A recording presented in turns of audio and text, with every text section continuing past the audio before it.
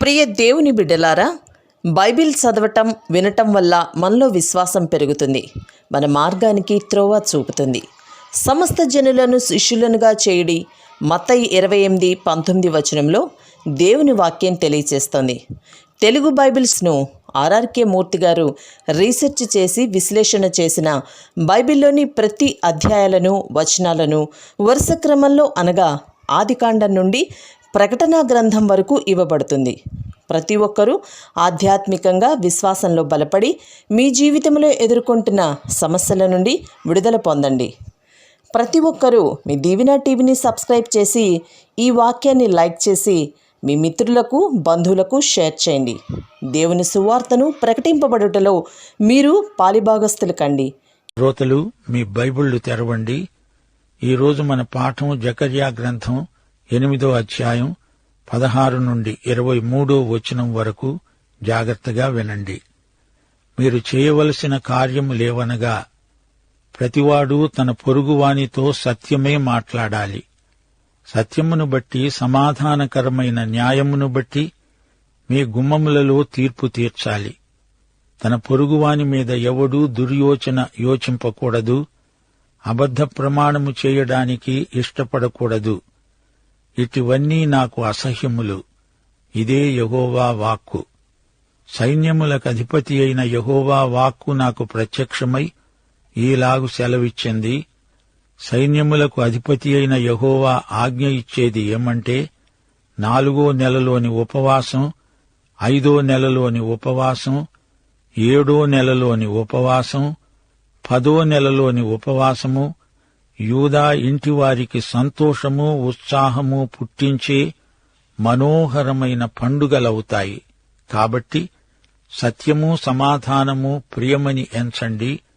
సైన్యములకు అధిపతి అయిన యెహోవా సెలవిచ్చేది ఏమంటే, జనములు, అనేక పట్టణముల నివాసులు ఇంకా వస్తారు. ఒక పట్టణపు వారు మరి ఒక పట్టణపు వారి వద్దకు వచ్చి యెహోవాను శాంతిపరచడానికి, సైన్యములకు అధిపతి అయిన యెహోవాను వెతకటానికి మనము పోదాము రండి అని చెప్పగా, వారు మేము వస్తాము అంటారు. అనేక జనములు, బలముగల జనములు యెరూషలేములో సైన్యములకు అధిపతి అయిన యెహోవాను వెతకటానికి, యెహోవాను శాంతిపరచటానికి వస్తారు.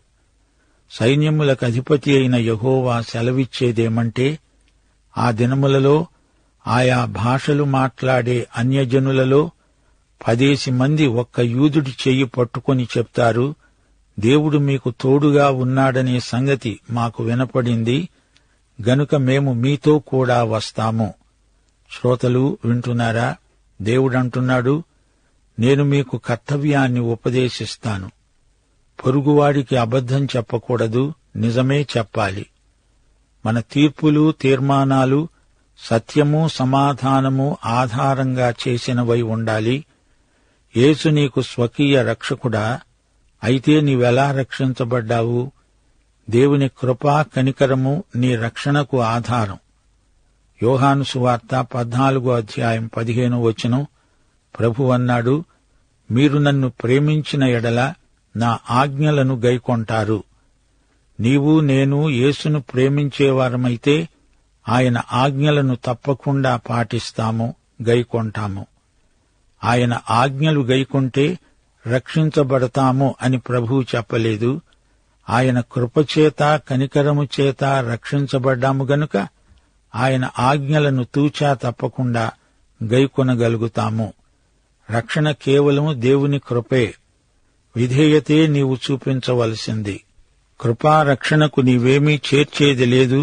దేవునికి స్తోత్రం. ఇరుగు పొరుగు వారికి నిజమే చెప్పాలి, అబద్ధం చెప్పకూడదు. ప్రేమ గలిగి సత్యమే చెబితే మనము అన్ని విషయాలలో క్రీస్తు వలె ఉండే స్థితికి ఎదుగుతాము. ఈ రోజుల్లో అబద్ధం రాజ్యమేలుతోంది. ప్రజలు అబద్ధాలను ఆసక్తితో వింటున్నారు, నమ్ముతున్నారు. వ్యాపారస్తులు నిజం చెప్పరు. నాటకంలో వేషాలు నిజం కావు. ప్రచార సాధనాలను కదిలిస్తే చాలు, అబద్ధాలే పలుకుతాయి. ఎవరిని నమ్మాలి? ఏది నమ్మాలి? ఏది సత్యం, ఏది అసత్యం? ఈ తేడా తెలియక ప్రజలు అయోమయావస్థలో పడిపోతున్నారు. గురువు అబద్ధం చెబితే శిష్యులు అబద్ధాలే నేర్చుకుంటారు. ఉపాధ్యాయుడు అబద్ధికుడైతే విద్యార్థులు అబద్ధికులై తిరిగి వారే ఉపాధ్యాయులవుతారు. ఈ విధంగా అబద్ధ సాంప్రదాయాలు స్థిరపడిపోతాయి. అందుకే ప్రభు అంటున్నాడు, నీ పొరుగువానికి నిజమే చెప్పు, అబద్ధం చెప్పవద్దు. బాలబాలికలకు ఇంటిలో, బడిలో, గుడిలో సత్యమే నేర్పాలి. సత్యంతో వారిని నింపాలి. సత్యం చెప్పకుండా నీవు మౌనంగా ఉన్నా అబద్ధికుడివే. సత్యమును బట్టి, సమాధానకరమైన న్యాయమును బట్టి మీ గుమ్మములలో తీర్పు తీర్చాలి. గుమ్మము అంటే న్యాయస్థానం అని అర్థం. న్యాయస్థానంలో నిలిచి ప్రమాణం చేసి అబద్ధం చెప్పేవారి మనస్సాక్షి వాతవేయబడింది. తీర్పరులు సత్యాన్ని, న్యాయాన్ని ఆధారం చేసుకుని తీర్పు చెప్పాలి. సైతాను గొప్ప అబద్ధికుడు, అబద్ధాలకు జనకుడు. మన ఉద్దేశ్యాలు న్యాయసమ్మతమై సత్యమును అనుసరించి ఉండాలి. తీర్పులో న్యాయం లేకపోతే, సత్యం లేకపోతే అది అన్యాయం, అబద్ధం. పొరుగువారిని గురించి హృదయంలో దుర్యోచనలను పెట్టుకోవద్దు. అబద్ధ ప్రమాణాలు చేయడానికి ఒప్పుకోవద్దు. ఇలాంటివి నాకు గిట్టవు. అలాంటి పనులు ఆయనకు అసహ్యం. పొరుగువానిది ఏదీ నీవు ఆశించకూడదు. దురాశాపాతకానికి ఒడిగట్టవద్దు. జకర్యా దశాజ్ఞలను ఇక్కడ ప్రస్తావిస్తున్నాడు. దశాజ్ఞలలో దేవునికి ఇష్టం కానివేవో చెప్పబడింది. దశాజ్ఞలు మనల్ని రక్షించజాలవు. దశాజ్ఞారూపకమైన ధర్మశాస్త్రం మనకేమి చూపుతోంది? ఏవి దేవుడు ఇష్టపడతాడో, దేవునికి ఏవి అసహ్యమో చూపడానికే ధర్మశాస్త్రం ఉద్దేశించబడింది. మనల్ని దేవుని వైపునకు మరల్చటానికే ధర్మశాస్త్రమున్నది. దేవుడు ప్రేమ. అవును, గాని దేవుడు ప్రేమించనివి కొన్ని ఉన్నాయి. చెడుగును ద్వేషించకపోతే మంచిని ప్రేమించినట్లు కాదు. సత్యాన్ని ప్రేమించే నీవు అబద్ధాన్ని ద్వేషించాలి గదా. నీ బిడ్డను నీవు నిజంగా ప్రేమిస్తే నీ బిడ్డను కరవడానికి వచ్చే పిచ్చి కుక్కను నీవు ద్వేషించాలి గదా. నీ బిడ్డను ప్రేమిస్తావు, అందుచేత పిచ్చి కుక్కను చంపేసి నీ బిడ్డను బ్రతికించుకుంటావు. ప్రియ శ్రోతలు, దేవుడు అబద్ధాన్ని ఎంతో ద్వేషిస్తాడు. దురాశను ఆయన ద్వేషిస్తాడు. వేషధారణను ద్వేషిస్తాడు. ఈ లోకంలో ఈ రోజున జరిగే కార్యములెన్నో దేవునికి అసహ్యం కలిగిస్తాయి. సైన్యములకు అధిపతి దేవుడు అయిన యెహోవా ఆజ్ఞ అంటూ జకర్యా పదే పదే చెబుతాడేమిటి అనుకుంటున్నారా? అవును, అది జకర్యా మాట కాదు, యెహోవా మాట. దానికి తిరుగులేదు. దేవుడు ఉపవాసాలను గురించి ఏమంటున్నాడు? నేను మీకు ఉపవాస దినాలు అని ప్రత్యేకంగా ఏమీ ఇవ్వలేదు. ఈ ఉపవాస దినాలు మీ స్వంత మత విషయిక కార్యక్రమం. మీ ఉపవాసాలను పండుగ విందు దినాలుగా నేను మారుస్తున్నాను. మతాచారం కాదు, ఆనందం, ప్రేమ, సత్యం, సమాధానం, వెల్లివిరిసే సహవాసం. అది నాకు కావలసింది. నాడు నేడు మనకు అవసరమైనవి ఇవే. ఇవి లోపించినప్పుడు అదంతా యాంత్రికమైన మత కార్యక్రమమవుతుంది. దేవుని వాక్యం మన నైతిక ప్రమాణాలను ఉన్నత స్థాయికి హెచ్చిస్తుంది. దేవుడేమంటున్నాడు? ఉపవాసమని, వ్రతమని ముఖాలు పీక్కుపోయి ఉసూరుమంటూ ధర్మపన్నాలు వల్లించటం కాదు. నేను కోరేది ఏమిటో మీకు తెలుసు. వాక్యం వినండి. ఆ ప్రకారం ప్రేమ, సత్యము, నీతి అనేవి వ్యక్తం చేస్తూ ఆనందించండి. నటన మానేయండి. సత్యం చెప్పండి. సత్యాన్ని జీవించండి. మనం దేవుని సన్నిధిలో ఆనందించటం నేర్చుకోవాలి. 4వ నెల, 5వ నెల, 7వ నెల, 10వ నెల, 4, 5, 7, 10 సంవత్సరాలలో 4 నెలలు ఉపవాసాలే. ఇక అదంతా మారిపోతుంది. చూడండి, అవన్నీ సంతోషం పుట్టించే మనోహరమైన, ఉల్లాసభరితమైన పండుగలవుతాయి. సత్యము, సమాధానము మీకు ముఖ్యం. ఈ పండుగల్లో మీరు వ్యక్తం చేసేది సంతోషం, సమాధానం, సత్యం. మీ ముఖాలు కళకళ్లాడుతూ ఉంటాయి. అనేక పట్టణాల నుండి జనులు గుంపులు గుంపులుగా వస్తారు. ఒకరు ఇంకొకరిని పిలుచుక వస్తారు. రండి, యెహోవాను శాంతిపరుద్దాము, యెహోవాను వెతకుదాము అంటూ ఒకరినొకరు ప్రోత్సహించుకుంటారు. 1000 ఏండ్ల పాలనలో యెరూషలేము ప్రార్థన కేంద్రమవుతుంది, ఆరాధన కేంద్రమవుతుంది. సోదరీ సోదరులారా, దేవుడు ఇశ్రాయేలుతో పని ముగించాడనుకుంటున్నారా? వారితో ఇంకా పని ఉంది. ప్రియ శ్రోతలు, దానియేలు గ్రంథమే కాదు, ప్రవచన గ్రంథాలలో జకర్యా గ్రంథానికి ప్రత్యేక స్థానముంది. ప్రవచనము మనిషి ఇచ్ఛను బట్టి కలిగింది కాదు. ప్రవక్తలందరూ ఒకే దేవుని ప్రవక్తలు. జకర్యా తన గ్రంథంలో తేటగా చూపుతున్నాడు, ఇశ్రాయేలుతో దేవునికి ప్రత్యేక కార్యక్రమమున్నది. అన్యజనులలో ఆయా భాషలు మాట్లాడేవారుంటారు. ఆ రోజుల్లో, అనగా 1000 ఏండ్ల పరిపాలన కాలం మహాశ్రమలతో ఆరంభమవుతుంది. ఆ తరువాత యేసు వచ్చి రాజ్యం స్థాపిస్తాడు. దేవుని నిత్య రాజ్యానికి అది ఆరంభం. 10 మంది అన్యప్రజలు ఒక్క యూదుడి చెంగు పట్టుకుంటారు, అంటారు, మేము నీతో వస్తాము, దేవుడు మీకు తోడుగా ఉన్నాడు అని మేము విన్నాము, మేము మీతో వస్తాము, పదండి. యూదులు ఆ రోజున నిర్వహించే పాత్ర ఎంతో ఉంది. 1000 ఏండ్ల రాజ్యకాలంలో సంఘము ఇక్కడ ఉండదు, ఎత్తబడి ఉంటుంది. 10 మంది అంటే సంపూర్ణత. దశ దిశల నుండి పెద్ద సంఖ్యలో అన్యజాతులు, వివిధ భాషలు మాట్లాడేవారు యెరూషలేము వైపు ఆకర్షించబడతారు. యేసు ప్రభువు అక్కడ ఉంటాడు. అది ప్రత్యేక ఆకర్షణ. అది 1000 ఏండ్ల ఏలుబడి దేవాలయం. అది ఎంతో గొప్పది, ఆకర్షణీయమైనది, మహిమాన్వితమైనది. ఉపవాస దినాలు ఉల్లాస దినాలవుతాయి. గతంలోని చేదు అనుభవాలను మరపింపచేసేటంతగా ఆనందమై, భావికాలం వారికి ఆశీర్వాద కారణమై ఉంటుంది. వారి అనుభవాలలో దేవుని అనుగ్రహం ద్యోతకమవుతుంది. మనుషులు అబద్ధాలలో, అసమాధానంలో సంతోషిస్తే, దేవుని ప్రజలు సత్యమందు, సమాధానమందు అతిశయిస్తారు, ఆనందిస్తారు. దేవుడు ఇశ్రాయేలును దీవెనగా చేసిన తరువాత ఇదంతా జరుగుతుంది. అప్పుడు అన్యజాతుల వారు ఆయనను వెతుకుతారు. దేవుడు యూదుల మధ్య ఉన్నాడని తెలుసుకుంటారు. సార్వత్రికమైన ఉజ్జీవం వస్తుంది. యూదులలో గొప్ప పరివర్తన వస్తుంది. సత్యము, సమాధానము, న్యాయము వారి మధ్య ప్రవర్తిల్లుతాయి. దేవునికి మహిమ. సత్య ఉజ్జీవం, సమాధాన ఉజ్జీవం. సత్యమనేది ఈ రోజున అరుదుగా కనిపిస్తోంది. అంగడిలో, రాజకీయాలలో, న్యాయస్థానాలలో సత్యం మరుగున పడిపోతోంది. మాటల్లో ఒకరినొకరు మోసగించుకోవడం ఈ రోజున సర్వసాధారణమైపోయింది. మాట్లాడడం అందరికీ మంచినీళ్లప్రాయమవుతోంది. అయితే సత్యం చెప్పడమే కష్టమైపోతోంది. సత్యం మాట్లాడడమంటే నిజాయితీ, యథార్థత ఉండాలి. సత్యం దురుద్దేశ్యంతో చెప్పేవారు కొందరున్నారు. వారి విషయం జాగ్రత్త. తాను మాట్లాడే సత్యం వెనుక ప్రేమ ఉండాలి. అవి చెప్పుడు మాటలై ఉండకూడదు. ఇది సత్యమే అని నిర్ధారణ కలిగి మాట్లాడాలి.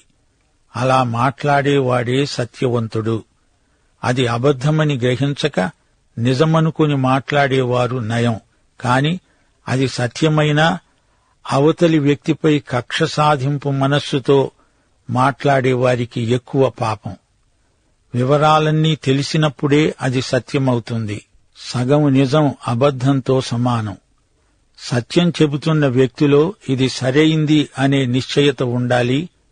మనస్సాక్షిని క్రమశిక్షితం చేసుకోవాలి. తీర్పులో పూర్తి వెలుగు తేటగా కనిపించాలి. వినడంలో వేగం ఉండాలి. మాట్లాడడంలో నిదానం ఉండాలి. సత్యము, సమాధానము మీ తీర్పులలో కనిపించాలి. మీ గుమ్మములలో తీర్పు అనగా న్యాయస్థానాలలో తీర్పు సత్యమును, సమాధానమును ఆధారం చేసుకుని చెప్పాలి. న్యాయస్థానంలో తీర్పరిగా ఉన్న వ్యక్తి యొక్క రహస్య జీవితంలో సత్యము, న్యాయము, సమాధానం ప్రవర్తిల్లాలి. మత్తయి సువార్త 7:12 మనుష్యులు మీకు ఏమి చెయ్యాలని మీరు కోరుతారో అలాగే మీరు వారికి చెయ్యండి.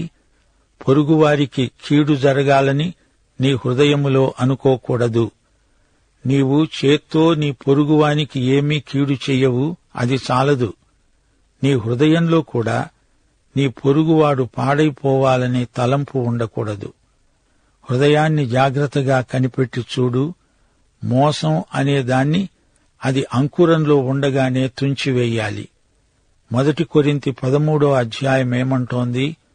ప్రేమ అపకారాన్ని మనస్సులో ఉంచుకొనదు. అబద్ధ ప్రమాణాలు చేయకూడదు. అలాంటివి ఇతరులు చేసినా నీవు చేసినా దానిలోని ప్రమాదాన్ని గుర్తించి వైదొలగిపో, విడుదల పొందు. దేవుడు నిన్ను ఆశీర్వదిస్తాడు. ప్రమాణం చేసినంత మాత్రాన అబద్ధం నిజం కాదు. దాన్ని ఖండించటంలో వెనుకాడవద్దు. ఇలాంటి వాటిని దేవుడు అసహ్యించుకుంటాడు. ఇవి దేవునికి హేయమైనవి. దేవుడు ఏది అసహ్యించుకుంటాడో దానిని మనము అసహ్యించుకోవాలి. దేవుని ప్రజలు దేవునికి ఇష్టమైన వాటినే జరిగించినప్పుడు గొప్ప ఉజ్జీవం తప్పక వస్తుందని చరిత్ర సాక్ష్యమిస్తోంది. ఉజ్జీవం వచ్చింది అనడానికి 3 రుజువులున్నాయి. దేవుని ప్రజలలో సంతోషము, ఉత్సాహము, ఉరకలు వేస్తుంటాయి. వారు 4వ నెల ఎందుకు ఉపవాసమున్నారు? యెరూషలేము పతనాన్ని బట్టి. 7వ నెల శత్రువులు యూదులను నిర్బంధించినందుకు ఉపవాసమున్నారు. ఇప్పుడు వారికి శత్రు నిర్బంధం లేదు. వారికి ఎంతో ఆనందం. ఇప్పుడవి ఉపవాస దినాలు కావు, అవి ఉత్సాహ దినాలు. మత సంస్కారాలు యాంత్రికం కాదు, అవి అర్థవంతమైనవి. అది ఉజ్జీవమంటే. ఇక 2, తమ జాతి యొక్క ఆధ్యాత్మిక స్థితిని గురించిన శ్రద్ధాసక్తులు ఉజ్జీవ సూచనగా మనం గుర్తించాలి. అన్యులు సత్యయేక దేవుణ్ణి అన్వేషిస్తారు. ఉజ్జీవానికి ఫలితంగా ప్రజలలో ఆధ్యాత్మిక జిజ్ఞాస ఎక్కువవుతుంది. రండి, దేవునికి ప్రార్థన చేతాము అంటూ ఒకరినొకరు ప్రోత్సహించుకుంటారు. గ్రామాలకు గ్రామాలు, పట్టణాలకు పట్టణాలు ఒకరినొకరు పురికొల్పుకుంటారు. ఇది ఆత్యయిక పరిస్థితి. త్వరగా వెడదాము, మేము మీతో వస్తాము అంటారు.